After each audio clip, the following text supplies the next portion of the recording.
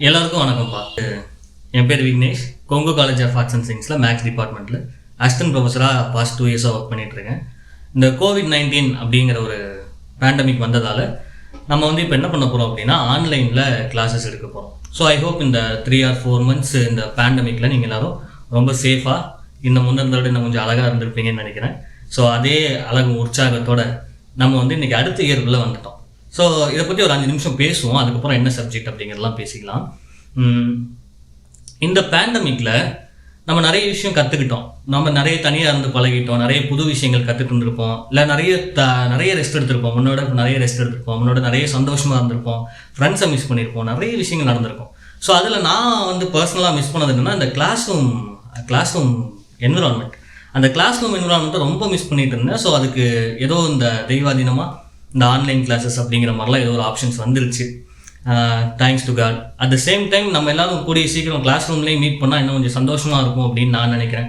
ஏன்னா அந்த கனெக்ட் வந்து இப்போ ரொம்ப குறைஞ்சி போச்சு. ஏன்னா அவ்வளோ பெரிய கிளாஸ் ரூமில் வைடாக ஒரு 20-30 பேர் அல்லது 50-60 பேர் அவ்வளோ கிராண்டாக நம்ம வந்து ஒரு பெரிய ஹாலில் உட்காந்து நிறைய விஷயங்கள் பேசியிருக்கோம். நிறைய கதை பேசியிருக்கோம். நிறைய சப்ஜெக்ட் பேசியிருக்கோம். நிறைய விஷயங்கள் பண்ணியிருக்கோம். ஆனால் இப்போ வந்து நம்ம எல்லாரையுமே ரொம்ப குறுகி ஒரு சின்ன யூடியூப் ஸ்க்ரீனில் இப்போ நம்மளெல்லாம் பார்க்க வச்சுட்டாங்க. ஸோ அது கொஞ்சம் மனசுக்கு வருத்தமாக இருந்தாலும் ஸோ நீங்கள் எல்லோரும் சேஃபாக இருக்கீங்க அப்படின்ற ஒரு சந்தோஷத்தோடு நம்ம வந்து இன்றைக்கி இந்த செஷனை ஆரம்பிக்கலாம். ஸோ இந்த செஷன் வந்து எப்படி அப்படின்னா நம்ம பாரதிதாசன் யூனிவர்சிட்டியிலேருந்து கண்டிப்பாக ஆன்லைனில் கிளாஸஸ் எடுக்கணும்னு சொல்லிட்டாங்க. ஸோ ஆன்லைன்லேயே நம்ம வந்து சிலபஸை கம்ப்ளீட் பண்ணி எக்ஸாம்ஸ் பேட்டர்ன் எப்படிங்கிறது நமக்கு இப்போ வரைக்கும் தெரில. ஸோ இன்றைக்கி நான் இந்த வீடியோ ரெக்கார்ட் பண்ணும்போது அக்டோபர் 10th நினைக்கிறேன். மேபி அப்போ வந்து எனக்கு என்ன எக்ஸாம் பேட்டர்ன் தெரில. மேபி ஆன்லைனாக கூட இருக்கலாம். நம்ம எல்லாத்துக்குமே தயாராக இருந்துப்போம். ஸோ இந்த செமஸ்டருக்கான பேப்பர்ஸில் நீங்கள் வந்து நிறைய பேப்பர்ஸ் படிப்பீங்க. சீக்வன்ஸ் அண்ட் சீரீஸ், செகண்ட் இயருக்கு வரும்னு நினைக்கிறேன். ரியல் அனாலிசிஸ், அதுக்கப்புறம் ஸ்டாட்டிக்ஸ், அதுக்கப்புறம் ஆப்ரேஷன்ஸ் ரிசர்ச், நம்பர் தியரி, இதெல்லாம் படிப்பீங்க. ஸோ இதில் வந்து ஆப்ரேஷன்ஸ் ரிசர்ச் அப்படின்ற ஒரு பேப்பர் வந்து நான் ஹேண்டில் பண்ண போனேன். அண்ட் இந்த செஷன் உங்களுக்கு எப்படி இருக்க போகுது அப்படின்னா கூகுள் மீட்டில் வந்து நம்ம எல்லோரும் பொதுவாக கிளாஸ் எடுக்கணும் அப்படிங்கிற மாதிரி ஒரு ஐடியா.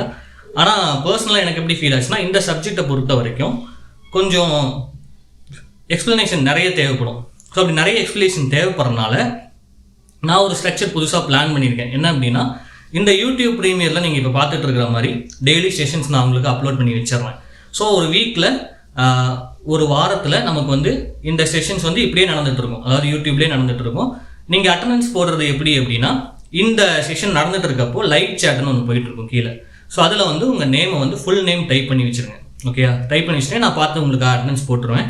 அண்ட் மறக்காமல் எல்லாருமே கூகுள் அக்கௌண்ட்டில் உங்களுடைய யூசர் நேம் இருக்குது பார்த்தீங்களா, அந்த யூசர் நேமை அட்டண்டன்ஸில் என்ன பேர் இருக்கோ அதை மாற்றி வச்சுங்க. இல்லை ரொம்ப பர்சனல் மெயில் ஐடி அப்படின்னா புதுசாக கிளாஸ் ரூமுக்காக ஒரு மெயில் ஐடி க்ரியேட் பண்ணி அதை ஆட் பண்ணி வச்சுக்கோங்க. ஒன்றும் பிரச்சனை இல்லை. ஏன்னா அப்போ தான் வந்து அட்டண்டன்ஸ் ஈஸியாக ரெஜிஸ்டர் ஆகும்.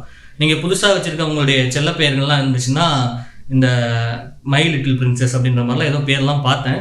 ஸோ அதெல்லாம் வந்து உங்கள் அட்டண்டன்ஸில் என்ன பேர் இருக்கோ அதை அப்படியே மாற்றிட்டீங்க அப்படின்னா எனக்கு அட்டண்டன்ஸ் போடுறது கொஞ்சம் வசதியாக இருக்கும். ஏன்னா இதையும் வந்து ரெக்கார்டில் எடுத்துக்கணும். அதனால் ஸோ அவ்வளோதான். ஸோ ரொம்ப நேரம் பேசிட்டோன்னு நினைக்கிறேன். ஆப்ரேஷன்ஸ் ரிசர்ச் அப்படின்றது நமக்கு டாப்பிக்கு. ஸோ இந்த நோட்டிஃபிகேஷன் வந்த உடனே நம்ம கிளாஸ் ரூமில் வந்து சிலபஸ்லாம் நான் சர்க்குலேட் பண்ணியிருப்பேன். அந்த சிலபஸ் எத்தனை பேர் பார்த்தீங்கன்னு தெரியல. அதை பார்த்துருந்தீங்கன்னா ஓரளவுக்கு ஒரு ஐடியா இருந்திருக்கும். அதாவது இந்த ஆப்ரேஷன்ஸ் ரிசர்ச் அப்படிங்கிறது என்ன அப்படிங்கிற ஒரு இன்ட்ரோ அதுக்கு போகிறதுக்கு முன்னாடி அந்த சிலபஸை நீங்கள் கோ த்ரூ பண்ணியிருப்பீங்கன்னு நினைக்கிறேன். அண்ட் நான் சொல்லியிருந்த மாதிரி அந்த சிலபஸை உங்கள் நோட்புக், புதுசாக ஒரு நோட்புக் போட்டு அந்த நோட்புக்கில் ஃப்ரண்ட்டில் எழுதி வச்சுருங்க. ஸோ கிளாஸ் ரூமாக இருந்தாலும் எங்கே இருந்தாலும் மேக்ஸ் எழுதி பார்த்தா தான் வரும். ஸோ ப்ராக்டிஸ் பண்ணால் தான் நம்ம வந்து இந்த சப்ஜெக்டை பாஸ் பண்ண முடியும். ஸோ அதனால் எழுதுறதுக்கு சங்கடமே படாதீங்க, எழுதி வச்சுருங்க. ஸோ நான் இதை கரெக்ட் பண்ணுறது அப்படிங்கிறலாம் நம்ம கிளாஸ் ரூமில் பார்த்துப்போம். ஸோ இப்போ கொஞ்சம் டைம் வேஸ்ட் பண்ணாமல் ஆப்ரேஷன்ஸ் ரிசர்ச் அப்படின்னா என்னென்னு பார்த்துருவோம். அண்ட் இந்த செஷனில் நான் உங்களுக்கு என்னெல்லாம் எக்ஸ்பிளைன் பண்ண போகிறேன் அப்படிங்கிறது ஒரு ஷார்ட் இன்ட்ரோ மாதிரி சொல்லிடுறேன். ஓகேயா? ஸோ ஃபஸ்ட்டு நான் என்ன எக்ஸ்பிளைன் பண்ண போகிறேன் அப்படின்னா ஆப்ரேஷன்ஸ் ரிசர்ச். வழக்கமாக ஒரு டைட்டில் படித்தா என்ன சொல்கிறது எனக்கு வழக்கம் அப்படின்னா அதுக்கு ஏன் அந்த டைட்டில் வந்துச்சு, அதுக்கு வந்து ஏன் வந்து அந்த மாதிரி பேர் வச்சாங்க அப்படின்ற மாதிரி புரிஞ்சுக்கிட்டோம் அப்படின்னா அந்த டைட்டில் அந்த டாப்பிக்கை நம்ம புரிஞ்சுக்கலாங்கிறது என்னோட தனிப்பட்ட நம்பிக்கை. ஸோ நான் வழக்கமாக எல்லா டைட்டிலையும் அப்படி தான் அப்ரோச் பண்ணுவேன். ஸோ இப்போ வந்து நான் ஃபஸ்ட் என்ன சொல்ல போகிறேன்னா ஆப்ரேஷன்ஸ் ரிசர்ச் அப்படின்னா என்னன்னு சொல்லுவேன். அண்ட் அதுக்கப்புறம் அதோட ஹிஸ்ட்ரி கொஞ்சம் இருக்குது. கொஞ்சம் ஹிஸ்ட்ரினா கொஞ்சம் போர் அடிக்கிற மாதிரி இல்லாமல் ஓரளவுக்கு கொஞ்சம் இன்ட்ரெஸ்டிங்காக சொல்ல முடியாது சொல்கிறேன். ஸோ அந்த ஆப்ரேஷன்ஸ் ரிசர்ச்னா என்னன்னு பார்த்துட்டு அண்ட் அதனுடைய முக்கியத்துவம் என்ன, இந்த பிஸ்னஸ் பீப்புள்ஸ் அதை எப்படி அப்ரோச் பண்ணுறாங்க, அண்ட் அதுக்கப்புறம் லீனியர் ப்ரோக்ராமிங் ப்ராப்ளம்னா என்ன, டைம் இருந்தால் ஒரு 2 ப்ராப்ளம் இந்த மேத்தமெட்டிக்கல் ஃபார்முலேஷனில். ஸோ இப்போ பார்க்க போகிறது என்னென்னா ஃபர்ஸ்ட் ஒன் ஆப்ரேஷன்ஸ் ரிசர்ச் அப்படின்னா என்ன, ஸோ அதுக்குள்ளே எல்லாம் இன்ட்ரோ வந்துடும்.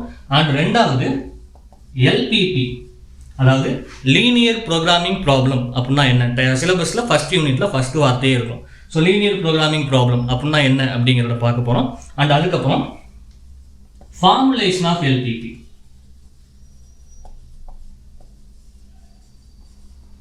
ஒரு எல்பிபி எப்படி ஃபார்ம் பண்ணுறது, ஒரு ரியல் லைஃப் சினாரியோவை, ஒரு பிஸ்னஸ் சினாரியோவை எப்படி ஒரு லீனியர் ப்ரோக்ராமிங் ப்ராப்ளமாக ஒரு மேத்தமெட்டிக்கல் மாடலாக மாற்றுறது அப்படிங்கிறத பற்றி பார்க்க போகிறோம். ஸோ இந்த ஓவரால் செஷனில் இதுதான் இருக்க போகுது. ஸோ இப்போ ஃபஸ்ட்டு ஓஆர்னா என்ன அப்படிங்கிறத பார்த்துக்கலாம். ஸோ ஓஆர் அப்படின்னா என்னன்னா, நான் வழக்கமாக சொன்ன மாதிரி ஆப்ரேஷன்ஸ் ரிசர்ச். இதோட ஹிஸ்ட்ரியை கொஞ்சம் பின்னாடி திருப்பி பார்த்தோம் அப்படின்னா, இது ஃபஸ்ட்டு எதுக்காக பில்ட் பண்ணாங்க அப்படின்னா, வேர்ல்டு வார் நடந்துட்டு இருந்த காலகட்டம்.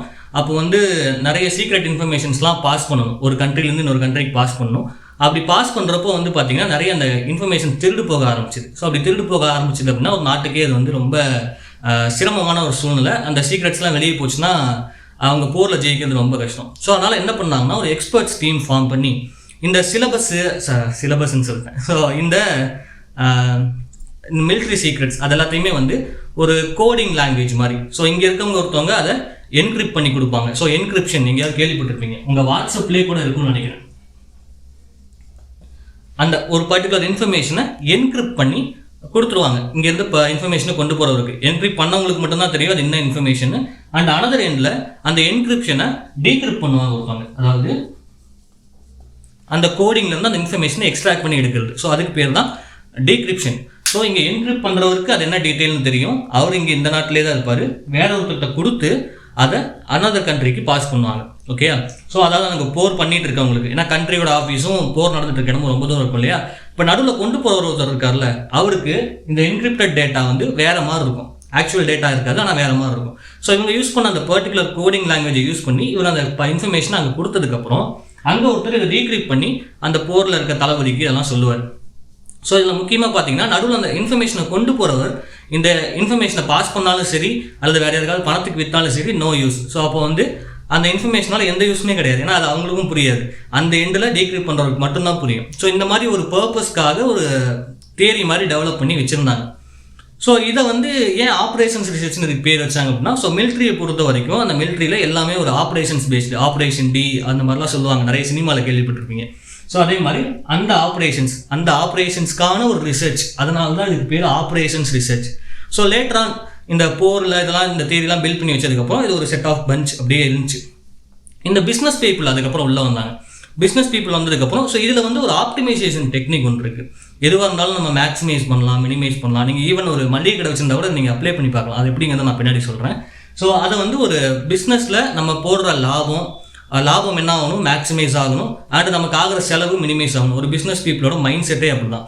எப்படின்னா, நீங்கள் ஒரு பிஸ்னஸ் பண்ணுறீங்க அப்படின்னா இன்வெஸ்ட் பண்ணும்போது உங்களுடைய பணம் அதுக்கு போகுது அப்படின்னா நீங்கள் வந்து அதை எப்படியாவது குறைக்க தான் பார்ப்பீங்க. ஆனால் அங்கேருந்து ஒரு பணம் லாபமாக வருது அப்படின்னா உங்களுக்கு என்ன நினைக்கும், ஸோ ஒரு பணம்னு வர்றப்போ நமக்கு வந்து எவ்வளோ வந்தாலும் பத்தாது. ஸோ அதனால் அதை மேக்ஸிமைஸ் பண்ணணும்னு நினைப்பீங்க. ஸோ அப்போ இங்கே வந்து நிறைய ஒரு ஸ்ட்ரக்சர் இருக்குது. இந்த ரியல் லைஃப்பை வந்து இந்த மாதிரி ஒரு ப்ராப்ளம்ஸாக மாற்றி அதன் மூலமாக ஒரு சொல்யூஷன் அப்டெயின் பண்ணி, ஸோ எவ்வளவு டேங்கர்ஸ் அனுப்பலாம், எவ்வளவு பாம்ஸ் வாங்கலாம் அப்படின்ற மாதிரி அவங்க யூஸ் பண்ணிட்டு இருந்ததை இவங்க பிஸ்னஸ் பீப்புள் வாங்கி என்ன பண்ணாங்கன்னா, இன்வெஸ்ட்மெண்ட் எப்படி மேக்ஸிமைஸ் ஆகும், இந்த ப்ராடக்டோட உற்பத்தி அதாவது அந்த மூலப்பொருளை மாற்றினா என்ன சேஞ்ச் ஆகும் அப்படிங்கிற மாதிரிலாம் அனலைஸ் பண்ணி ஒரு தியரியாக பில்ட் பண்ணி வச்சுக்கிட்டாங்க. ஓகேயா, ஸோ இதனால தான் இதுக்கு பேர் ஆப்ரேஷன்ஸ் ரிசர்ச். இன்னும் கொஞ்சம் இதில் இன்ட்ரெஸ்டிங்கான ஃபேக்ட்ஸ்லாம் நிறைய இருக்குது. கொஞ்சம் இன்டர்நெட்டில் சர்ச் பண்ணி படிச்சு பாருங்கள். ஏன்னா இப்போ நீங்கள் இன்டர்நெட்டில் தான் அதை பார்த்துட்டு இருக்கீங்கன்னு தெரியும். முடிஞ்சால் படிச்சு பாருங்கள், கொஞ்சம் இன்ட்ரெஸ்டிங்காக இருக்கும். ஓகே, ஸோ இவ்வளோ தான் ஆப்ரேஷன்ஸ் ரிசர்ச். அதனால தான் இதுக்கு ஆப்ரேஷன்ஸ் ரிசர்ச் அப்படின்னு பேர் வச்சாங்க. அண்ட் இதுக்கு அழகாக நிறைய டெஃபினேஷன்ஸ்லாம் இருக்குது. அந்த புக்கில் நம்ம டெக்ஸ்ட் புக் ஒன்று இருக்குது, அதாவது PK குப்தா மன்மோகன் அப்படின்னு சொல்லி போட்டு ஒரு புக் இருக்குது. ஸோ அந்த புக்கில் கொஞ்சம் நிறைய தியரிஸ்லாம் முன்னாடி இருக்கும். அது எல்லாத்தோட சுருக்கமாக கூட நீங்கள் இதை எடுத்துக்கலாம். இப்போ சொன்ன கதையெல்லாம் அந்த புக்கில் இருக்காது, ஆனால் ஒரு அண்டர்ஸ்டாண்டிங்காக எடுத்துக்கலாம். அதை சும்மா வாசித்து பாருங்கள், கொஞ்சம் புரியும். அண்ட் மோரோவர் இப்போ நான் கொஞ்சம் வேகமாக பேசுகிறேன் அப்படின்ற மாதிரி நீங்கள் ஃபீல் பண்ணீங்க அப்படின்னா அந்த யூடியூப்பில் ப்ளே ஸ்பீடுன்னு ஒரு ஆப்ஷன் இருக்கும். அதில் போய்ட்டு ஸ்பீடை குறைச்சி வச்சு பாருங்கள், நான் கொஞ்சம் மெதுவாக பேசுகிறேன் அதில். ஓகேயா, சரி. இப்போ வந்து LPP அப்படின்னா என்னென்னு பார்த்துக்கலாம். டஸ்டர் எங்கே வச்சேன்? ஓகே, இப்போ வந்து LPP அப்படின்னா என்னென்னு பார்த்துக்கலாம். ஸோ LPP ஒரு அப்ரிவேஷன், அதாவது linear programming problem. Linear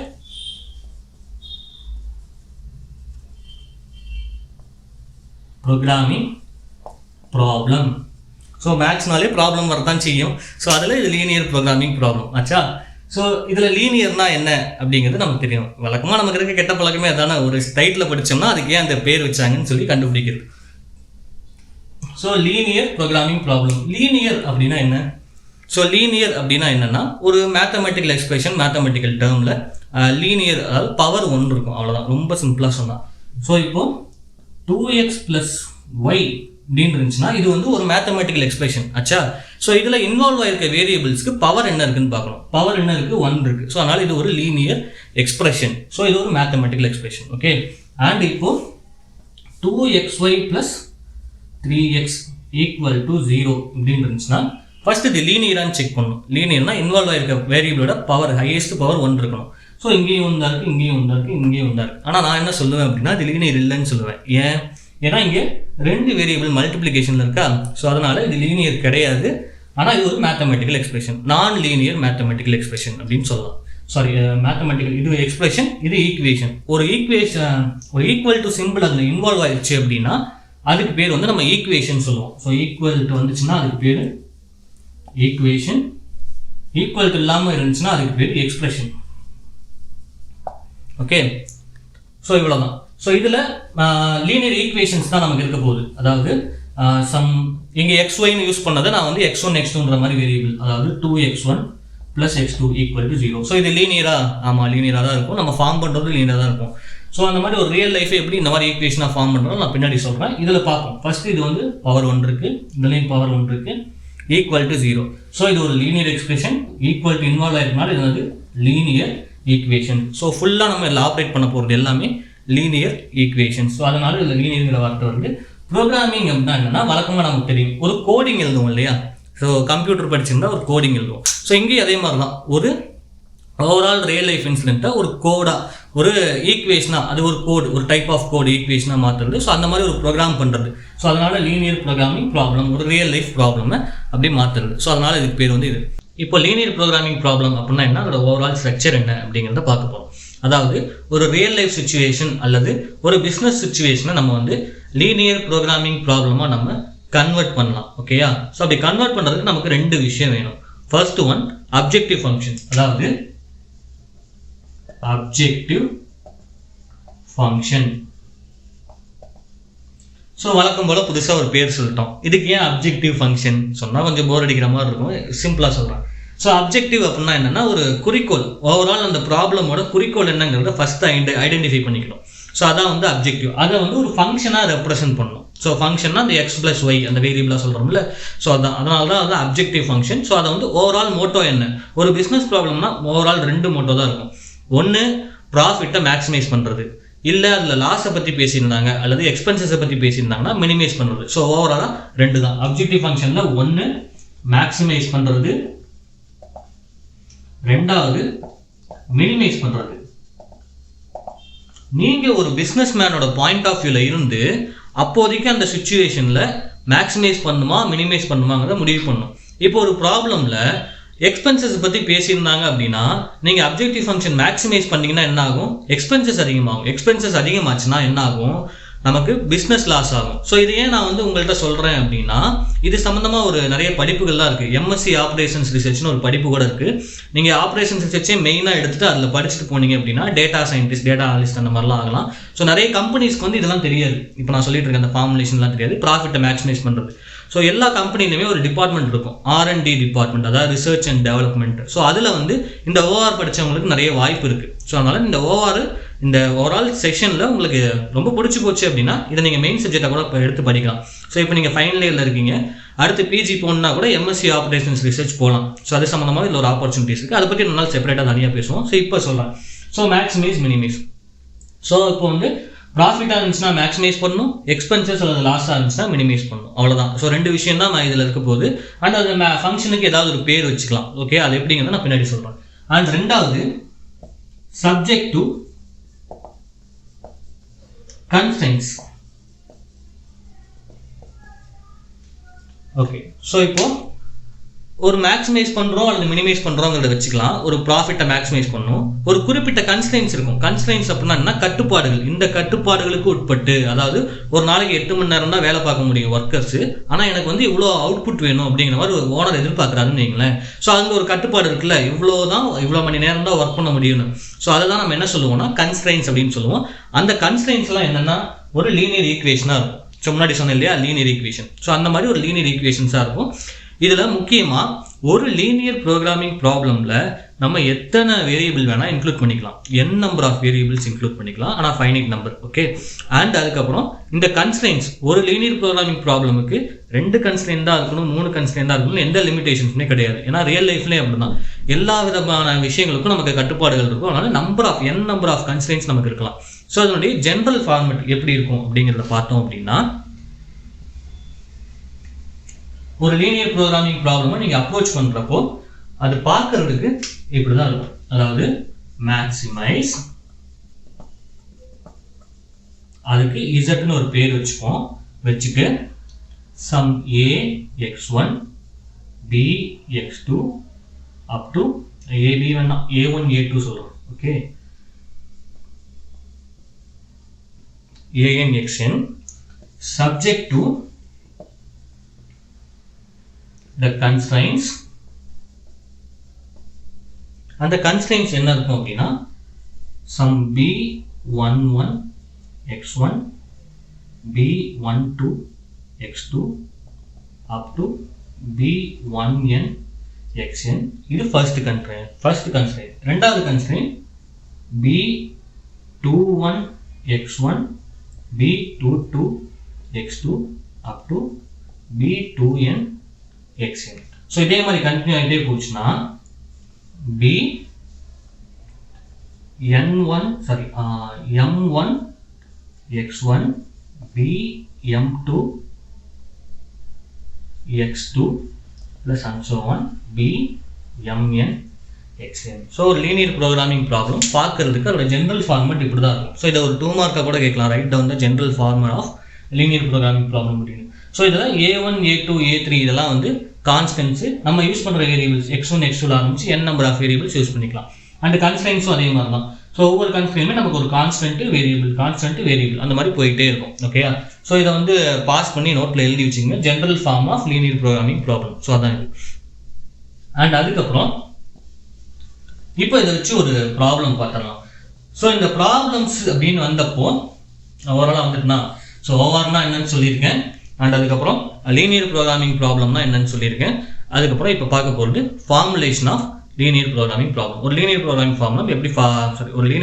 problem எப்படி ஃபார்ம் பண்ணுறது அப்படின்றத பற்றி பார்த்துருவோம். ஸோ ஒரு பிஸ்னஸ் சுச்சுவேஷன் நம்ம கொடுத்துருவாங்க. அதில் நம்ம என்ன பண்ணணும் அப்படின்னா, ஃபஸ்ட்டு அதோட ஓவரால் மோட்டிவ் என்ன அப்படிங்கிறத பார்க்கணும். ஸோ ப்ராஃபிட்டை பற்றி பேசுகிறாங்களா, லாஸை பற்றி பேசுகிறாங்களான்னு ஃபஸ்ட்டு செக் பண்ணி வச்சுக்கிட்டு அப்ஜெக்டிவ் ஃபங்க்ஷன் நம்ம ஃபிக்ஸ் பண்ணணும். ஓகே. அது எப்படிங்கிறத நான் சொல்கிறேன். அண்ட் அதுக்கப்புறம் அதில் இதில் முக்கியமாக நம்ம அந்த ஓவராலில் பார்க்க வேண்டிய விஷயம் என்னென்னா decision making. It's all about decision making. நம்ம லைஃப்பில் எல்லா விஷயத்துக்குமே நம்ம டிசிஷன் மேக்கிங் தான் பண்ணிகிட்டு இருக்கோம்.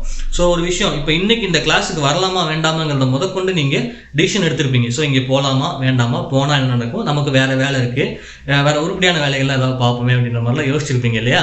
ஸோ அதுதான் டிசிஷன் மேக்கிங். இப்போ ஒரு பொருள் வாங்குறீங்க அப்படின்னா அது சம்மந்தமாக மார்க்கெட்டில் இருக்க பொருளை ரிசர்ச் பண்ணி, ஸோ விலையை கம்பேர் பண்ணி எது அதிகமாக இருக்குது, எது கம்மியாக இருக்குது, எது குவாலிட்டி நல்லா இருக்குன்னு பண்ணி ஒரு பொருள் வாங்குறீங்க இல்லையா. ஸோ அதுவும் தான் டிசிஷன் மேக்கிங். இது நம்ம சிங்கிள் பர்சனுக்கே நம்ம ஒரு நாளைக்கு காலையில் எழுந்துக்கிறதுல ஆரம்பித்து நைட்டில் ஆரம்பித்து நைட்டு வரைக்கும் நம்ம நிறைய டிசிஷன்ஸ் எடுப்போம். அப்போது ஒரு கம்பெனியோட டிசிஷனை யோசிச்சு பாருங்க. ஸோ அப்போ நிறைய எக்ஸ்போர்ட் பண்ண வேண்டியிருக்கும், நிறைய ப்ராடக்ட்ஸை இம்போர்ட் பண்ண வேண்டியிருக்கும், நிறைய மேனுஃபேக்சர் பண்ண வேண்டியிருக்கும், நிறைய ஒர்க்கர்ஸை வந்து ரெக்ரூட் பண்ண வேண்டியிருக்கும், அவங்களோட டைம் மேனேஜ்மெண்ட் பண்ண வேண்டியிருக்கும். ஸோ இது சம்மந்தமாக அந்த கம்பெனிஸ் வந்து நிறைய டிசிஷன் எடுக்கணும். ஸோ அப்போ என்ன பண்ணுவாங்க அப்படின்னா, அவங்களோட ரியல் லைஃப் சுச்சுவேஷனை இப்போதைக்கு அவங்க ஃபேஸ் பண்ணுற ப்ராப்ளம் ஒன்று ஒரு ப்ராப்ளமாக எழுதி நம்மள்கிட்ட கொடுத்துருவாங்க. நம்ம அதை மேத்தமெட்டிக்கலாக ஒர்க் அவுட் பண்ணி அதுக்கு சொல்யூஷன் சொல்லணும். ஸோ இப்போ ஒரு எக்ஸாம்பிளுக்கு சொல்கிறேன். ஒரு சோடா கம்பெனிக்கார் இருக்காருன்னு வச்சுங்களேன். எனக்கு தெரிஞ்ச ஒரு சோடா கம்பெனிக்கார் இருக்காரு. தம்பி, நீங்கள் தான் மேக்ஸ் படிச்சிருக்கீங்களே, நான் வந்து இந்த மாதிரி ஒரு 3 ரூபாய்க்கு ஒரு பாட்டில் வாங்குறேன், அதில் சோடா ஃபில் பண்ணுறதுக்கு எனக்கு 5 ரூபாய் செலவாகுது, ஒரு பாட்டில் நான் 10 ரூபாய்க்கு விற்கிறேன். ஓகேயா. ஸோ இதில் 2 வேரியன்ட் பண்ணுறேன், அதாவது ஆப்பிள் ஃப்ளேவர் ஒன்று, திராட்சை ஃப்ளேவர் ஒன்று பண்ணுறேன். ஸோ இவ்வளோ தான் நான் மேனுஃபேக்சர் பண்ணுறேன், நான் வந்து எனக்கு இவ்வளோ மார்க்கெட்டில் ரெக்யூர்மெண்ட் தேவைப்படுது. அதாவது சோடா கம்பெனிக்காரர் மார்க்கெட் ரெக்யூர்மெண்ட்லாம் பேச மாட்டார். ஸோ ஒரு எக்ஸாம்பிளுக்கு சொல்கிறேன், எனக்கு வந்து இந்த கடையில் இவ்வளோ கேட்குறாங்க, வாரத்துக்கு எனக்கு 500 பாட்டில் தேவைப்படுது செய்யணும், ஆனால் வந்து எனக்கு டைம் இவ்வளோ கம்மியாக தான் இருக்குது, இதை நான் எவ்வளோ மேனுஃபேக்சர் பண்ணால், ஒரு நாளைக்கு எவ்வளோ நான் மேனுஃபேக்சர் பண்ணால் எவ்வளோ பாட்டில்ஸ் ப்ரொடியூஸ் பண்ணால் என்னால் சப்ளை பண்ண முடியும் அப்படின்னு எனக்கு செஞ்சு கொடுங்க அப்படின்ற மாதிரி கேட்குறான்னு வச்சுக்கோங்களேன். ஸோ இதை ஒரு கார்பரேட் கம்பெனியோட அப்படியே லிங்க் பண்ணி பாருங்கள்.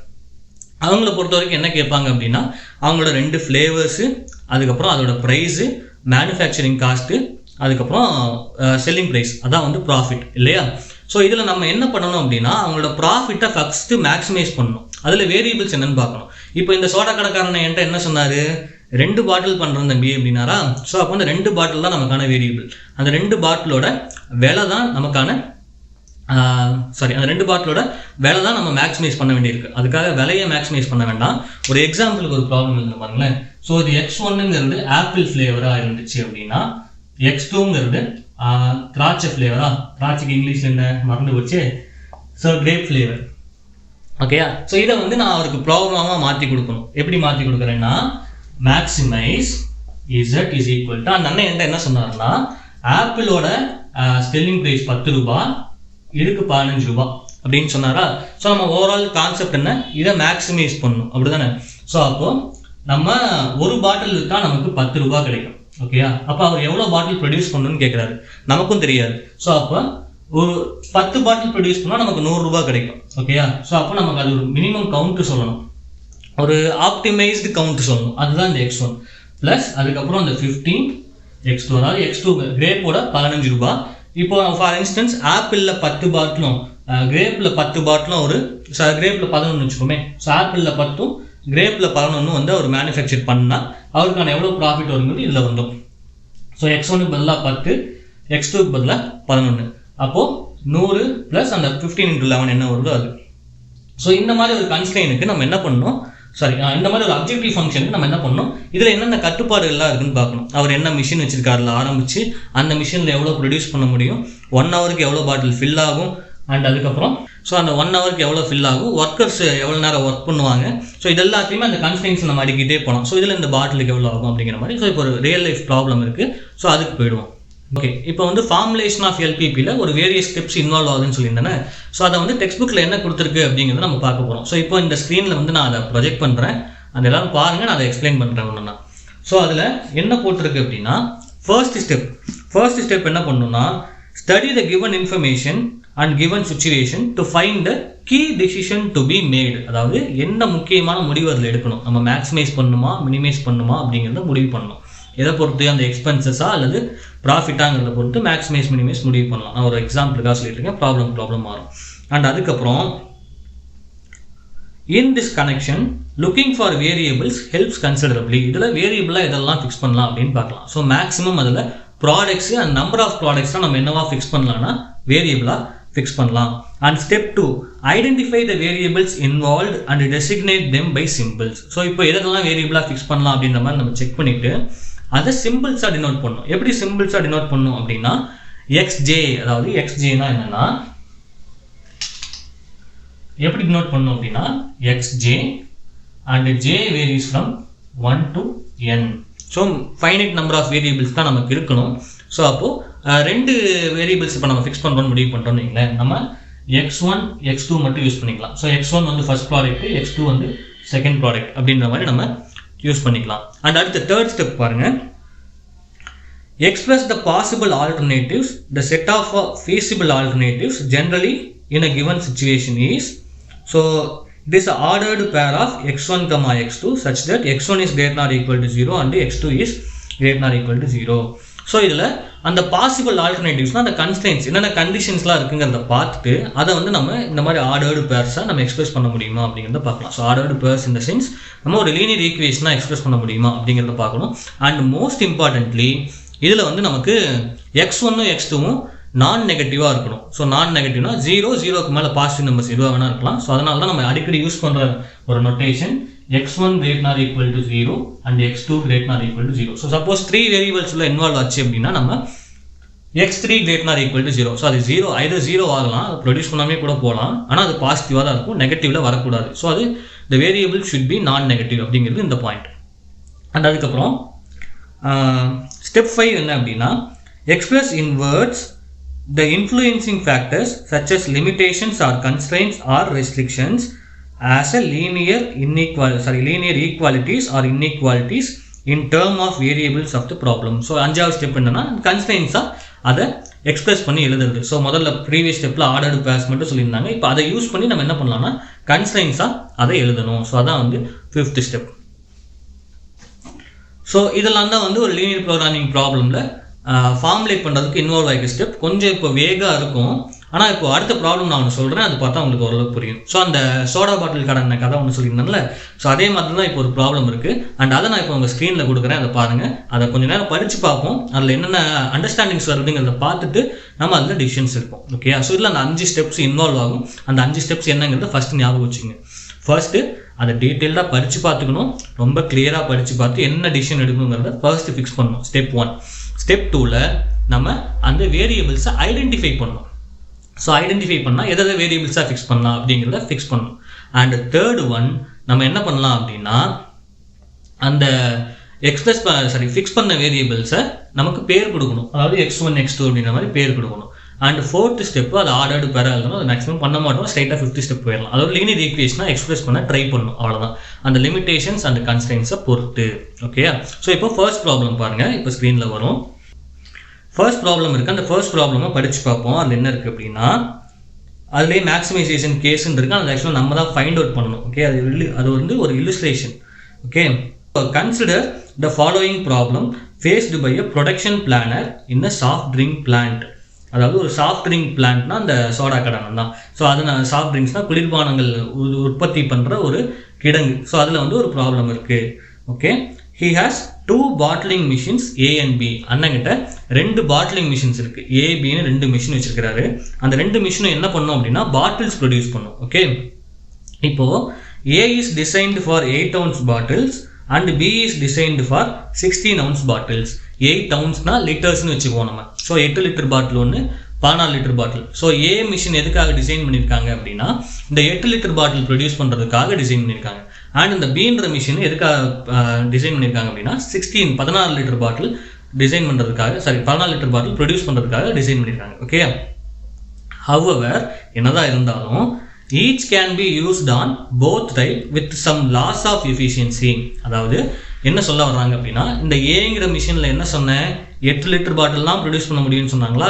ஸோ அதில் 14 லிட்டர் பாட்டிலுமே நம்ம ப்ரொடியூஸ் பண்ணலாம். ஆனால் கொஞ்சம் லாஸ் ஆஃப் எஃபிஷியன்சி, அந்த மிஷின் வந்து கொஞ்சம் ஸ்லோவாக ஒர்க் ஆகும். அந்த மாதிரி கொஞ்சம் லாஸ் ஆஃப் எஃபிஷியன்சி இருக்கும். அண்ட் அதுக்கப்புறம் இந்த பீன்ற மிஷின் 14 லிட்டர் ப்ரொடியூஸ் பண்ணுன்னு சொல்லியிருந்தோம் இல்லையா. ஸோ அதை வந்து நம்ம 8 லிட்டர் பாட்டில் ப்ரொடியூஸ் பண்ணுற மாதிரி நம்ம நம்ம மாற்றி ஃபிக்ஸ் பண்ணிக்கலாம். ஸோ அதில் வந்து நமக்கு கொஞ்சம் லாஸ் ஆஃப் எஃபிஷியன்சி இருக்கும். ஸோ இப்போ ஒரு 2 நிமிஷம் நான் கேப் தரேன். நீங்கள் வந்து அந்த ப்ராப்ளமை கொஞ்சம் டீட்டெயிலாக வாசித்து பாருங்கள். இப்போ வரைக்கும் நான் படித்த வரைக்கும் கொஞ்சம் புரியுதாங்கிறத பாருங்கள்.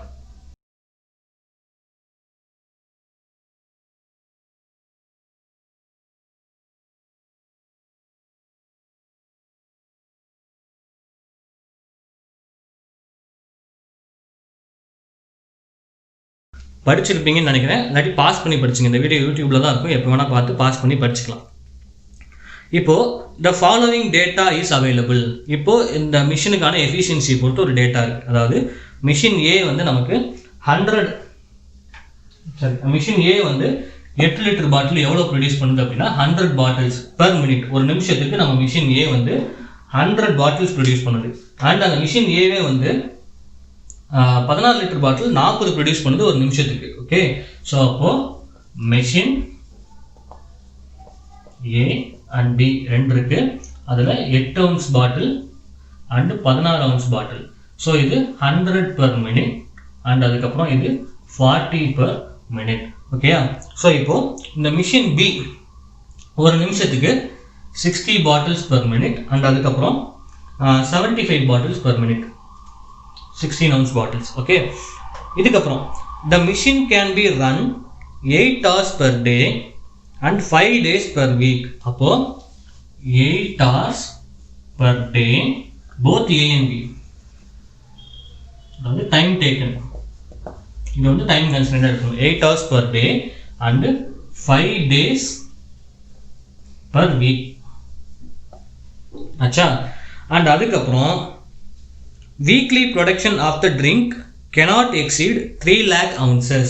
ஸோ வீக்லி ஒரு வீக்கோட ப்ரொடக்ஷன் நமக்கு 3 lakh ounces விட குறையக்கூடாது அப்படிங்கிறது கன்ஸ்ட்ரெயின்ட். அண்ட் அதுக்கப்புறம் and the market can observe 25,000 8-ounce bottles and 7,000 16-ounce bottles per week. ஒரு வாரத்துக்கு இந்த மார்க்கெட்டில் எவ்வளோ டிமாண்ட் இருக்குது அப்படின்னா 25,000 லிட்டர் பாட்டிலும் 7,000 16 லிட்டர் பாட்டிலும் டிமாண்ட் இருக்குது. ஸோ அதை பொறுத்து அதை எக்ஸீட் ஆகாமல் அட் த சேம் டைம் குறையாமல் நம்ம பார்த்துக்கணும். ஓகே, அதுக்கப்புறம் நம்ம என்ன பண்ணணும் அப்படின்னா the planner wishes to maximize his profit subject of course to all the production and marketing restrictions. இப்போ அந்த சோடா கடைக்காரனுக்கு நம்ம என்ன சொல்லணும்னா நம்ம வந்து எவ்வளோ பாட்டில்ஸ் ப்ரொடியூஸ் பண்ணணும், இந்த கண்டிஷன்ஸ்லாம் அப்ளை பண்ணும்போது ஒரு மேக்ஸிமம் ஒரு ஆப்டிமைஸ் நம்பர் ஆஃப் பாட்டில்ஸ் கிடைக்கும். ஓகே, ஸோ அதை வந்து நம்ம அவருக்கு சொல்லணும். ஸோ இப்போ அகைன் ஒரு 2 minutes டைம் தரேன். ஃபர்ஸ்ட்லேருந்து இந்த ப்ராப்ளம் கொஞ்சம் பொறுமையாக படிச்சு பாருங்க. ஓகே,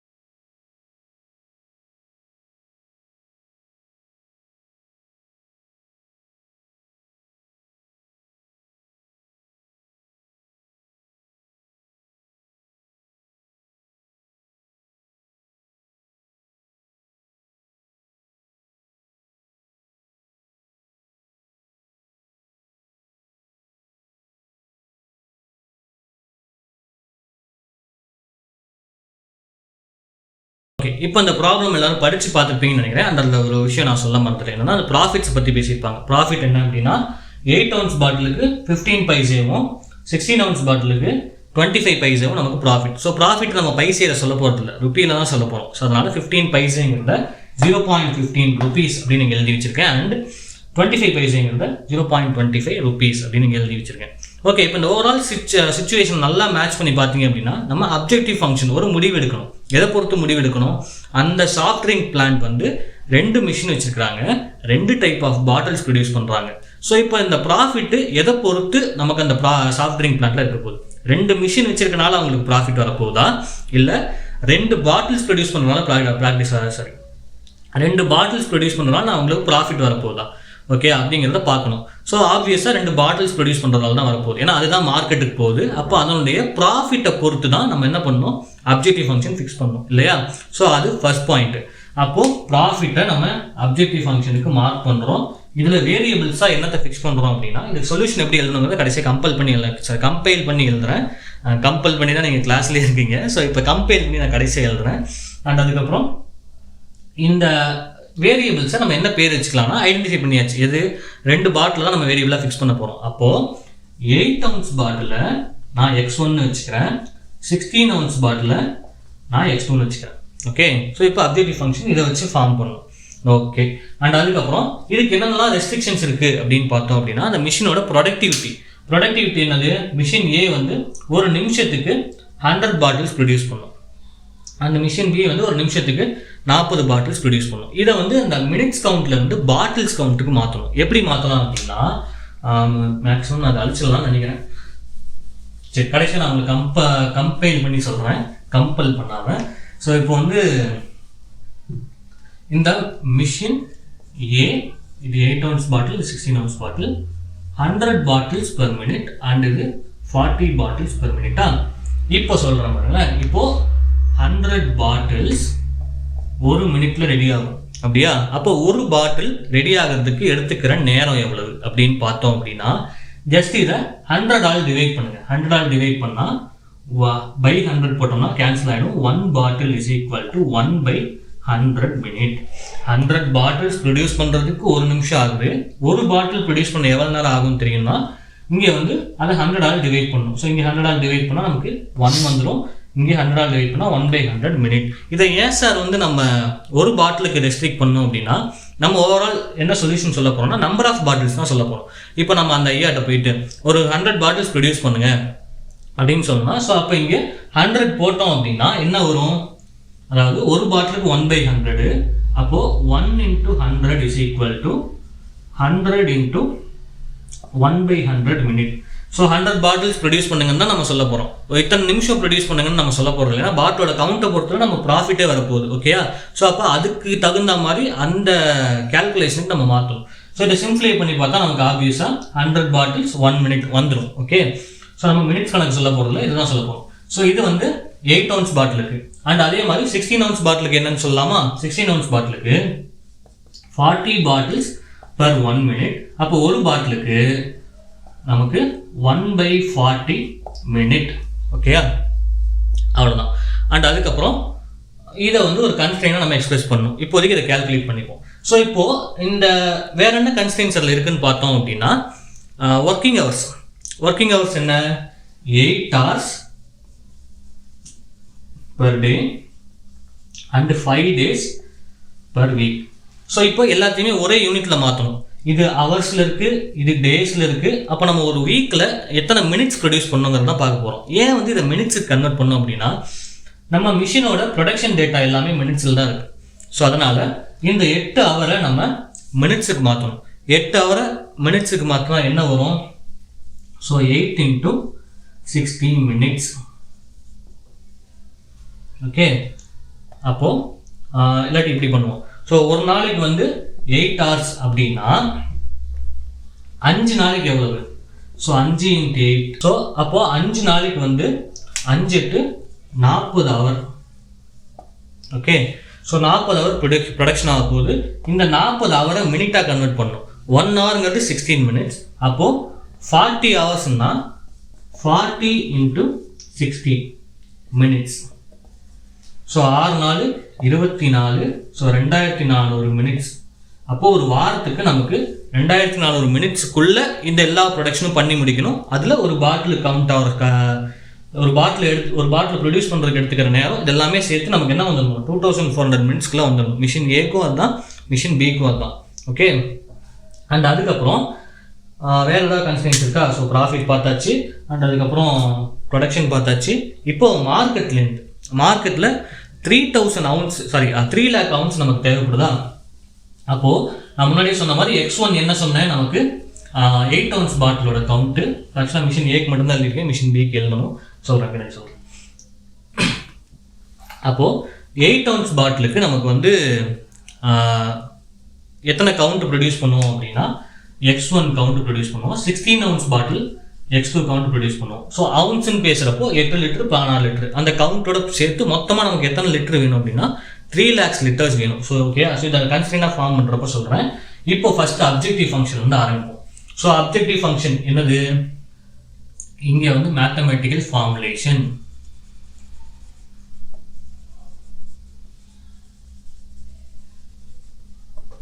இல்லை ஆக்சுவலாக கொஞ்சம் தேரியாக எழுதணும். நான் கொஞ்சம் மெட்டீரியல்ஸ் நான் கிளாஸ் ரூம்ஸில் கொடுக்குறேன். இப்போதைக்கு அதை எப்படி ஃபார்முலேட் பண்ணி எழுதுங்கிறத மட்டும் சொல்கிறேன். Okay, so first objective function. Objective function என்ன சொன்னேன்? மேக்ஸிமைஸ் பண்ணுமா மினிமைஸ் பண்ணுவாங்கிறத முடிவு பண்ணணும். நம்ம எதை பற்றி பேசிகிட்டு இருக்கோம்? ப்ராஃபிட்டை பற்றி. ப்ராஃபிட்டை மேக்ஸிமைஸ் பண்ணுவாங்களா மினிமைஸ் பண்ணுவாங்களா? கம்பெனிஸ் மேக்ஸிமைஸ் தான் பண்ணுவாங்க ஆப்வியஸாக. ஸோ அப்போது மேக்ஸிமைஸ் இசட் அந்த அப்ஜெக்டிவ் ஃபங்க்ஷனுக்கான பேர் இந்த இசட்ன்ற ஃபங்க்ஷனு. அந்த அப்ஜெக்டிவ் ஃபங்க்ஷன் ஸோ இப்போ முன்னாடியே சொன்ன மாதிரி இது ஆக்சுவலாக எப்படி போகணும் அப்படின்னா நம்ம என்னென்ன எடுத்தோம் அப்படிங்கிறத பற்றி ஆரம்பிக்கணும். Let X1 be the number of 8 ounce 80 ounce மாதிரி இருக்கா? So 8 ounce bottles and X2 be the number of 16 ounce bottles. Okay, so X1ங்கிறது 8 ounce பாட்டில், X2ங்கிறது 16 ounce பாட்டில். இப்போ நம்மளோட அப்ஜெக்டிவ் ஃபங்க்ஷன் என்ன? So objective function.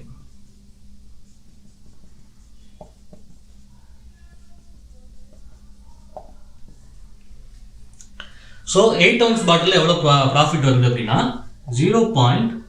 Objective function first பேர் வைக்கணும். இந்த அப்ஜெக்டிவ் ஃபங்க்ஷனை நம்ம வந்து மேக்ஸிமைஸ் பண்ணுமா மினிமைஸ் பண்ணுவாங்க முடிவு பண்ணணும். அதாவது ப்ராஃபிட்டை பற்றி பேசுகிறனால நம்ம ஆப்வியஸாக ப்ராஃபிட்டை மேக்ஸிமைஸ் பண்ணுவோமா மினிமைஸ் பண்ணுவோமா, மேக்ஸிமைஸ் தான் பண்ணணும். ஸோ அப்போ அந்த அப்ஜெக்டிவ் ஃபங்க்ஷன் எதை பொறுத்து இருக்க போது, மேக்ஸிமைஸ் பண்ண போது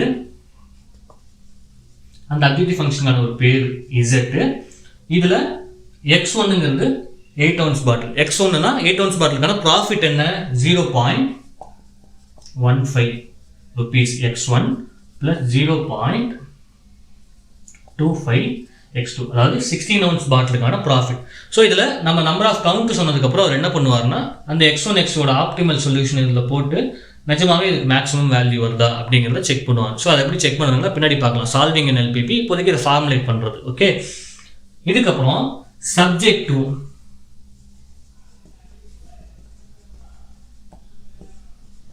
the constraints. கன்ஸ்ட்ரைன்ஸ்னால் என்ன கண்டிஷன்ஸ் இருக்குது அப்படிங்கிறத பற்றி பார்க்கணும். ஸோ ஃபஸ்ட்டு வந்து பார்த்தீங்கன்னா அப்படின்னா இந்த ப்ரொடக்ஷன் கன்ஸ்ட்ரைன்ட்னா மிஷின் ஏ மிஷின் பி. மிஷின் ஏக்கான கன்ஸ்ட்ரைன்ட் எழுதுவோம். அதாவது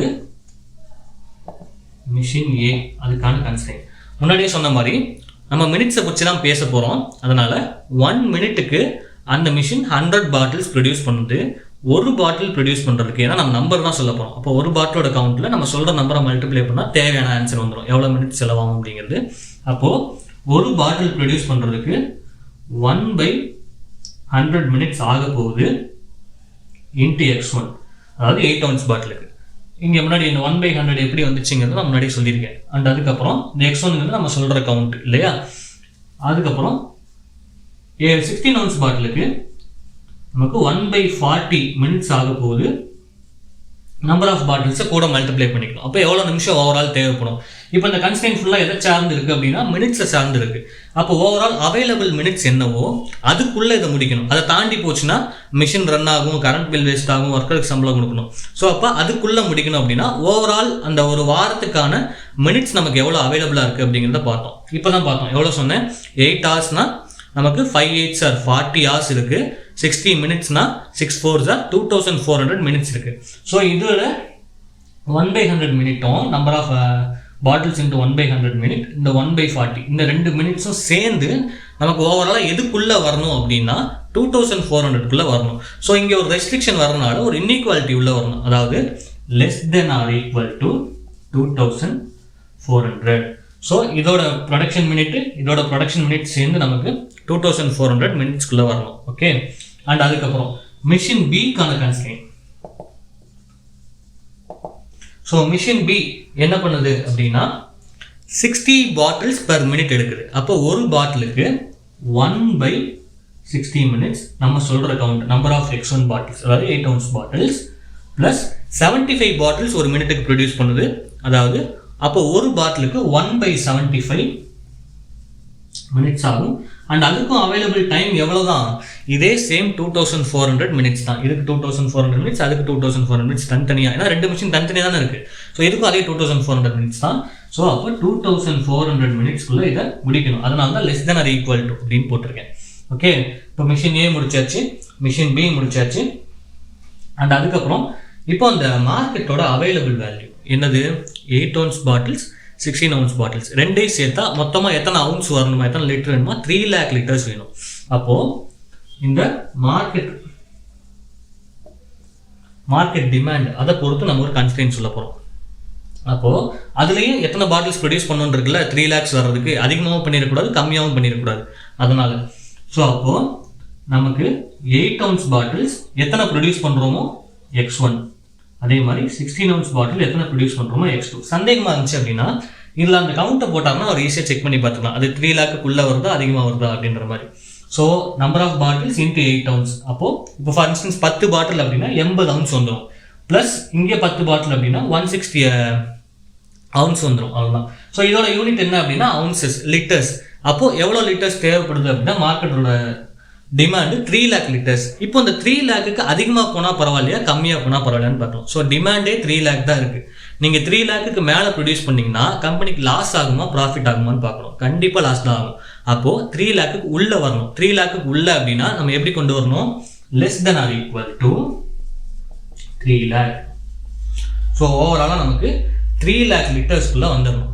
அண்ட் இதுக்கப்புறம் பாட்டிலோட கவுண்ட், இந்த மார்க்கெட் எவ்வளோ அப்சர்வ் பண்ணுது இந்த நம்பர் ஆஃப் பாட்டில்ஸ் அப்படின்னா 8 ounce பாட்டில்ஸை 25,000 கவுண்ட் அப்சர்வ் பண்ணுது. அண்ட் 16 ounce பாட்டிலில் 7,000 கவுண்ட் அப்சர்வ் பண்ணுது. ஸோ நம்பர் ஆஃப் பாட்டில்ஸ்னால் X1. இந்த X1 எதுக்குள்ளே இருக்கணும்? 25,000க்குள்ளே இருக்கணும். எக்ஸிட் ஆகிடக்கூடாது. 25,000 வரலாம், அதனால பிரச்சனை இல்லை. 25,000 2,500 25,000 yes, less than or equal to 25,000. And இந்த X2 is less than or equal to 7,000. Okay, அதுக்கப்புறம் முக்கியமாக ஒரு கன்ஸ்ட்ரெயின்ட் கடைசியாக சேர்க்கணும். நம்ம சொல்ல போகிற கவுண்ட் எல்லாமே என்னவா தான் இருக்கணும்னா 0க்கு மேலே தான் இருக்கணும். ஏன்னா -5 பாட்டில்ஸ் ப்ரொடியூஸ் பண்ணுங்கன்னு சொன்னால் அண்ணாச்சி கோவம் ஆயிடுவார். அதனால இந்த X1 should be greater than or equal to 0 and இந்த X2 greater than or equal to 0. So இந்த கண்டிஷன் வந்து எல்லா ப்ராப்ளமுமே நம்ம கடைசியாக எழுதுவோம். ஸோ இப்போ ஒரு ஃபுல் லென்த் ப்ராப்ளம் நம்ம படித்தோம், அதை மேத்தமெட்டிக்கலாக ஃபார்முலேட் பண்ணி வச்சுருக்கோம். ஸோ இதுதான் நமக்கு தேவையான LPP. ஓகே, இதில் ஃபஸ்ட்டு கன்ஸ்டன்ட் ரெண்டாவது கன்ஸ்டன்ட் இன்னும் கொஞ்சம் சிம்ப்ளை பண்ணி எழுதலாம். இந்த by 100 by 40லாம் வர்றது பிடிக்கல அப்படின்னா ரெண்டுக்கும் LCM எடுத்துகிட்டு இந்த நம்பரை அந்த பக்கம் கொண்டு போய் மல்டிப்ளை பண்ணி எழுதலாம். அப்படி எழுதுனா என்ன வருங்கிறது சொல்கிறேன். ஸோ இது ரெண்டுக்கு LCM எடுத்தோம்னா நமக்கு 200 வரும் இல்லையா? இதுலேயும் மாத்திரேன், போர்டில் இடம் இல்லாதனால 200 வரும். அப்போது மேலே கீழேயும் 2ஆல் மல்டிப்ளை பண்ணால் நமக்கு 2x1 by 200. இங்கே 40 இருக்குது. என்ன நம்மளால் மல்டிப்ளை பண்ணால் 200 வந்து பார்க்கணும். 5 4 20. அப்போ 5ஆல் மல்டிப்ளை பண்ணணும். ஸோ அப்போ மேலேயும் கீழேயும் 5ஆல் மல்டிப்ளை பண்ணோம்னா இங்கே 200 வந்துடும். ஸோ இப்போ இது ரெண்டுலேயும் இருந்து நம்ம என்ன பண்ணணும்? 200 காமனாக வெளியே எடுத்து அந்த பக்கம் மல்டிப்ளை பண்ணோம் அப்படின்னா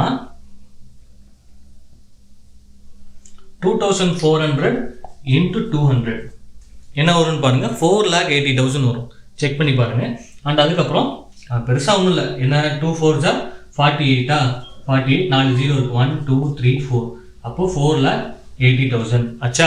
அண்ட் அதே மாதிரி இதுக்கும் அதே மாதிரி LCM எடுக்கலாம். இதுக்கு LCM 300 வரும்னு நினைக்கிறேன். ஆமாம் 300 வரும். 60யோட எந்த நம்பரை மல்டிப்ளை பண்ணால் 300 வரும்னு பாருங்கள், அதை போடுங்க. அதுக்கப்புறம் 75ோட 4 மல்டிப்ளை பண்ணால் 300 வரும்.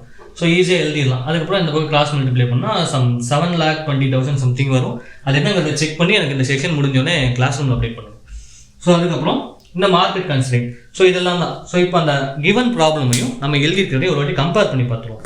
டைம் வந்துருச்சாலும் நான் பாருங்க தெரியும். ரெஸ்ட் எடுத்துக்கிறீங்களா? இல்லை சொல்லிடுறேன், முடிச்சிடும். ரொம்ப ஸ்வெட் ஆயிடுச்சு. சரி ஓகே போகும். கரெக்டாக நினைக்கல. இல்லை முடிக்க போகிறீங்களா? இன்னொரு ப்ராப்ளம் இருக்குது. 45 நிமிஷம் தான் வந்திருக்கோம். ஸோ இப்போ இதையும் நம்ம கொடுத்த ப்ராப்ளமையும் கம்பேர் பண்ணி பார்த்துக்கலாம், கரெக்டாக தான் எழுதிருக்கோமா அப்படின்னு. ஸோ அந்த ப்ராப்ளம் இன்னொரு தடவை படித்து பாருங்கள். படித்து பார்த்ததுக்கப்புறம் இது கூட அப்படியே மேட்ச் பண்ணி பாருங்கள். ஓவராலாக நம்ம சொன்ன கவுண்ட்டு கரெக்டாக வந்துருக்கும். அண்ட் இதில் முக்கியமாக கவனிக்க வேண்டிய விஷயம், ஃபர்ஸ்ட் பாயிண்ட்டு மேக்ஸிமைஸ் பண்ணுமா மினிமைஸ் பண்ணுவாங்கிறத கண்டுபிடிக்கணும். அதுக்கப்புறம் வேரியபிள்ஸை ஃபிக்ஸ் பண்ணணும். ஃபிக்ஸ் பண்ணதுக்கப்புறம் பேர் வைக்கணும். அப்ஜெக்டிவ் ஃபங்க்ஷன் எழுதணும். அவ்வளோதான். ஸோ அப்ஜெக்டிவ் ஃபங்க்ஷனில் நமக்கு ப்ராஃபிட்ஸ் மட்டும் வரும், அதோட கவுண்ட்டு. ஓகே, அதுக்கு ஓவரால் கவுண்ட்டை டிபெண்ட் பண்ணி இந்த அப்ஜெக்டிவ் ஃபங்க்ஷன் எழுதுறோம். அண்ட் அதுக்கப்புறம் இந்த மிஷின் ஏ எதை டிபெண்ட் பண்ணி இருக்குது? மினிட்ஸை டிபெண்ட் பண்ணி இருக்குது. ஓகே, ஸோ அந்த மினிட்ஸை டிபெண்ட் பண்ணி இதை மாற்றணும். ஒரு பாட்டிலுக்கு நமக்கு எவ்வளோ நிமிஷம் ஆகும். அப்போது நம்ம சொல்கிற கவுண்ட்டு வெர்சஸ் நிமிஷம். அப்போது அந்த நிமிஷத்துக்கு எவ்வளோ கவுண்ட் ஆகும் அப்படிங்கிறது இந்த நிமிஷத்தை பேஸ் பண்ணி இந்த கன்ஸ்ட்ரெயின்ட் இருக்குது. அண்ட் அகைன் மிஷின் 2வும் அதே தான்.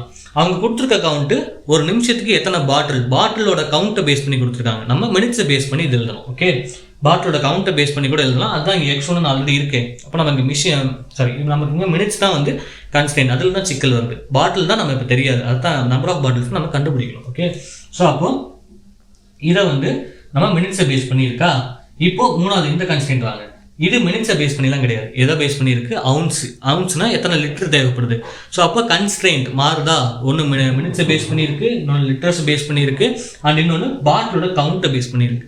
ஸோ அதுதான் ஒவ்வொன்று எந்த பேஸ் பண்ணி இருக்குது அப்படிங்கிறத பார்த்துட்டு இந்த கன்ஸ்ட்ரெயின்ஸ் ஐடென்டிஃபை பண்ணிவிட்டு அண்ட் அதுக்குண்டான ரெஸ்ட்ரிக்ஷன்ஸ். இப்போ மினிட்ஸ்னால் 2400 மினிட்ஸ். இது எப்படி 2400 மினிட்ஸ்? எல்லாமே ஒரே யூனிட்டாக இருக்கணுங்கிறதுனால அந்த 8 hours per 5 day மல்டிப்ளை பண்ணி நம்ம 2400 மினிட்ஸ்ன்னு சொன்னோம். அண்ட் அதே மாதிரி 3 lakhனா அந்த ப்ராப்ளமில் இருந்துச்சு, அந்த ரெஸ்ட்ரிக்ஷன் இருக்குது. அண்ட் இது ஒவ்வொரு பாட்டிலும் 25,000 இது 7,000 இருக்கணுங்கிறது ரெஸ்ட்ரிக்ஷன். ஸோ இந்த மாதிரி ரெஸ்ட்ரிக்ஷன்ஸ்லாம் உள்ள வச்சு ஒரு மேத்தமெட்டிக்கல் ஃபார்முலாவாக எழுதி வச்சிட்டோம். இது எப்படி சால்வ் பண்ணுறது அப்படிங்கிறத பற்றிலாம் அடுத்த செஷன் பார்ப்போம். ஓகே, ஸோ இப்போ வந்து இன்னைக்கு ஃபுல் செஷனில் என்ன பார்த்துருக்கோம் அப்படின்னா ஓஆர்னா என்னன்னு பார்த்துருக்கோம், எல்பிபினா என்னன்னு பார்த்துருக்கோம், ஒரு எல்பிபி எப்படி ஃபார்முலேட் பண்ணுறதுன்னு சொல்லியிருக்கேன், அண்ட் ஒரு எல்பிபியை ஃபார்முலேட் பண்ணி காமிச்சிருக்கேன், ஒரு எக்ஸாம்பிள் சால்வ் பண்ணியிருக்கோம் இல்லையா. ஸோ இதே மாதிரி ஒரு ப்ராப்ளம் நான் கிளாஸ் ரூமில் அசைன்மெண்ட்டாக போடுறேன், அல்லது டிஸ்கிரிப்ஷனில் லிங்காக கொடுக்குறேன். ஸோ அதை வந்து நீங்கள் சால்வ் பண்ணி எனக்கு அசைன்மெண்ட்டாக சப்மிட் பண்ணுங்கள், முடிஞ்சால் சப்மிட் பண்ணுங்கள். அண்ட் இதை புரியல அப்படின்னா எந்த டவுட்ஸாக இருந்தாலும் எனக்கு கால் பண்ணி கேளுங்க, ஒன்றும் பிரச்சனை இல்லை. அண்ட் அதுக்கப்புறம் கால் பண்ணுறது மறக்காமல் மார்னிங் ஒரு 9 to 10 அந்த ரீஜனுக்குள்ளே கால் பண்ணுங்கள். அண்ட் அதுக்கப்புறம் ஈவினிங் ஒரு 7 o'clock மேலே எனக்கு கால் பண்ணுங்கள். ஓகே, அப்போ தான் நான் ஃப்ரீயாக இருப்பேன், அப்போ நம்ம டிஸ்கஸ் பண்ணுவோம். அந்த அசைன்மெண்ட்டுக்கு நான் டேட் கொடுத்துறேன், ஒன்றும் பிரச்சனை இல்லை. அசைன்மெண்ட்டுங்கிறது நத்திங் பட் ஒரு ப்ராக்டிஸ் ப்ராப்ளம்ஸ். அண்ட் அது முக்கியமான விஷயம் நான் சொல்ல மாட்டேன், நான் வந்து இந்த ஹோம் ஒர்க்ஸ் கொடுக்குறது எனக்கு ஓவராலாக பிடிக்காத ஒரு விஷயம். நான் யாருக்குமே ஹோம் ஒர்க்ஸ்லாம் கொடுக்க மாட்டேன். என்னோட ஐடியாலஜி என்னென்னா, நம்ம வந்து ஒரு விஷயத்த கற்றுக்குறோம் இல்லையா. ஸோ கற்றுக்கிட்டால் அதை வந்து ப்ராக்டிஸ் தான் பண்ணி பார்க்கணும். ஸோ ப்ராக்டிஸ் பண்ணுறதுக்கு ஒரு சில விஷயங்கள் நமக்கு தேவைப்படும், இதே மாதிரி இன்னொரு விஷயம் தேவைப்படும் கற்றுக்கிறதுக்கு இல்லையா. ஸோ அதனால் அந்த ப்ராப்ளம் நான் உங்களுக்கு கொடுக்குறேன், அதை நீங்கள் ப்ராக்டிஸ் பண்ணி என்ன ப்ராக்டிஸ் பண்ணிருக்கீங்கன்னு என்கிட்ட காமிக்கிறீங்க. அதனால் அதை ஹோம் ஒர்க்னால் சில்லித்தனமாக ஸ்கூல் ஸ்டூடெண்ட்ஸ் மாதிரி சொல்லிட்டு இருக்கக்கூடாது. ஓகே, ஸோ அதை சால்வ் பண்ணி பழகுங்க.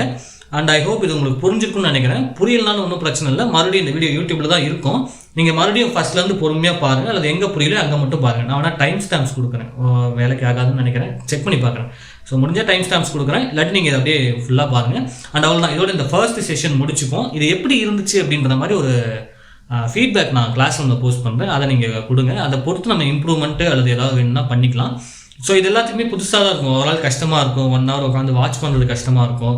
ஸோ அதனால தான் நான் அந்த யூடியூப் பிளாட்ஃபார்ம் சூஸ் பண்ணேன். ஏன்னா கிளாஸ் ரூமில் போனோம் அப்படின்னா நம்ம ஒரு ஆள் ஃபுல்லாக டவுன்லோட் பண்ணி பார்க்குற மாதிரி இருக்கும். அண்ட் இதில் அந்த பிரச்சனை கிடையாது, யூடியூப்பில் தான் இருக்கும், யூடியூப் வீடியோ பார்க்குற மாதிரி ஃபுல்லாக பார்த்துக்கலாம். ஸோ அதனால் இந்த ரீஜன் சூஸ் பண்ணேன். அண்ட் இது செஷன் எப்படி இருந்துச்சு அப்படிங்கிறத உங்களோட ஓவரால் அவுட்லைன் ஒரு ஃபீட்பேக்காக எனக்கு கொடுங்க. நான் கூகுள் ஃபார்ம்ஸில் ஒரு ஒப்பீனியன் போல் க்ரியேட் பண்ணி வைக்கிறேன். ஓகேயா, ஸோ அவ்வளோதான். இப்போ நாளைக்கு செஷன் அடுத்த ஹவரில் நம்ம மீட் பண்ணலாம். அதில் என்ன பார்க்கலாம் அப்படின்னா, நான் பேச சொல்லியிருந்தேன், கொஞ்சம் ப்ரிப்பேராக இருந்துக்குங்க. நான் உங்களுக்கு ஒரு ப்ராப்ளம் கொடுக்குறேன் இல்லையா, அது நீங்கள் செஞ்சுட்டு வந்தோம்னா என்கிட்ட காமிப்பீங்க, நான் பார்ப்பேன். அண்ட் அதுக்கப்புறம் அதை பார்த்துட்டு நம்ம அதுக்கப்புறம் கிராஃபிக்கல் சொல்யூஷன் போகிறதா இல்லை இதிலே இன்னொரு 2 ப்ராப்ளம் சால்வ் பண்ணலாமா அப்படிங்கிறத முடிவு பண்ணலாம். ஸோ மேக்ஸிமம் அடுத்த செஷன் நீங்கள் என்ன எதிர்பார்க்கலாம் அப்படின்னா, கொஞ்சம் ரெடியாக இருந்துக்குங்க. என்னென்னா இதில் ஒரு 2 ப்ராப்ளம் அல்லது ஒரு ப்ராப்ளம் எக்ஸ்பிளைன் பண்ணுறேன், அண்ட் அதுக்கப்புறம் கிராஃபிக்கல் சொல்யூஷனுக்கு மூவ் ஆயிடலாம். ஓகே, ஸோ அவ்வளோதான், இதோட இந்த செஷன் முடிஞ்சு எல்லோரும் ஜாலியாக இருக்கலாம். நேராக போயிட்டு நல்லா சாப்பிடுங்க, பிடிச்ச பாட்டை கேளுங்க, பிடிச்ச படத்தை பாருங்கள், அண்ட் அதுக்கப்புறம் இதையும் பிடிச்சி ஏதாவது ஒரு ப்ராப்ளமை செஞ்சு வச்சுருங்க. அவ்வளோதான். So I hope you all guys are doing well. Will meet tomorrow. Thank you.